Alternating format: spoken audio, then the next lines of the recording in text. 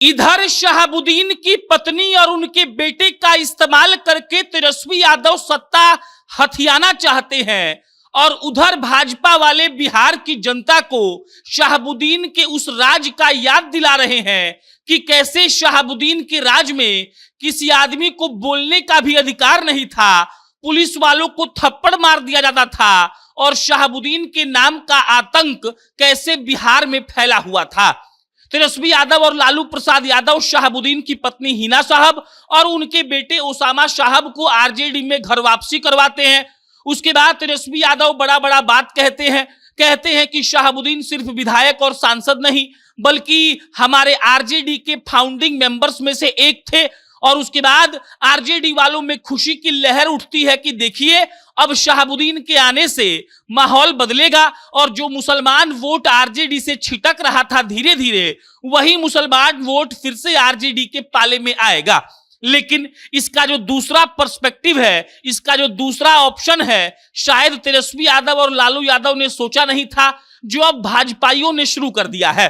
एक तरीके से भाजपा वाले अब इस बात की मुहिम चला रहे हैं कि देखिए शहाबुद्दीन के परिवार वालों को फिर से राजनीति में लाकर राजद जो है वो अपने गुंडई का परिचय दे रही है और राजद का जो असली चेहरा है वो सामने आ गया है।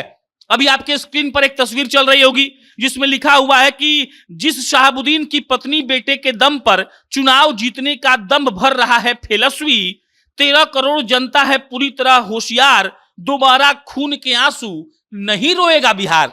उसके बाद लिखा हुआ है कि शहाबुद्दीन ने कैसे चंदा बाबू के दोनों बेटों को मारा था। इसके बाद जो स्वतंत्र पत्रकार थे राजदेव रंजन, उनको कैसे शहाबुद्दीन ने मार दिया था।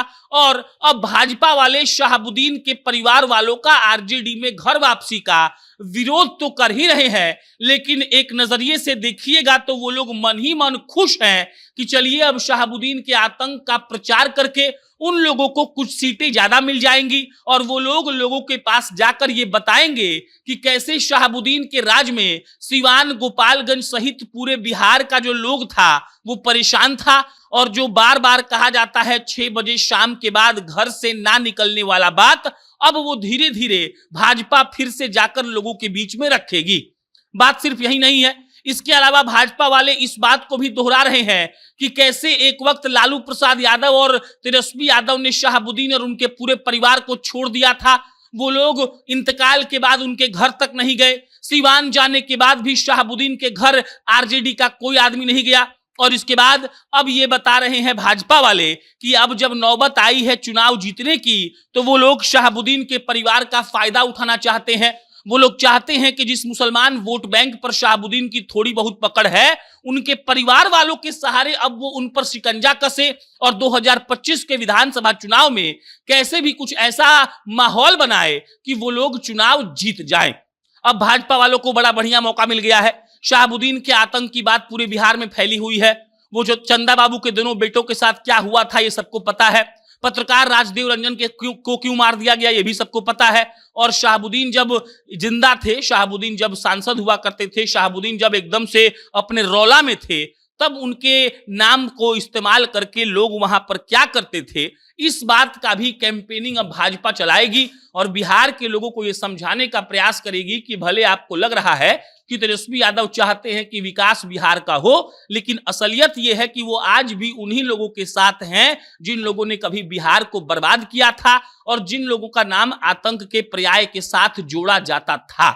शहाबुद्दीन के पत्नी और बेटे को शामिल करवा के तेजस्वी यादव इसलिए खुश हैं क्योंकि पूरे बिहार में मुसलमान का वोट उनको मिलेगा।